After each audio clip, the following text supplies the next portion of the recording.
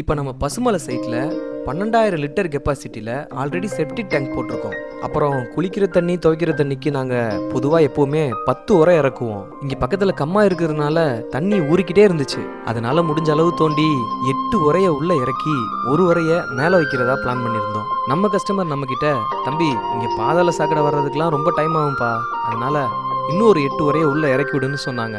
உடனே நாங்களும் நம்ம கஸ்டமர் சொன்ன மாதிரி இன்னொரு 8 உரையை உள்ள இறக்கி மேல ஒரு உரை 2 சைடும் தெரியிற மாதிரி வச்சுட்டோம். அப்புறம் செப்டிக் டேங்க் லிக்விடா கன்வெர்ட் ஆகி லூஸ் குழியில போகும்போது உறிஞ்சிடும். அதுக்கு செப்டிக் டேங்க்ல போடுறதுக்கு ஒரு பாக்டீரியா கெமிக்கலை கஸ்டமருக்கு போட சொல்லியிருக்கோம். இப்போ நம்ம கஸ்டமர் ரொம்பவே ஹாப்பி ஆயிட்டாங்க.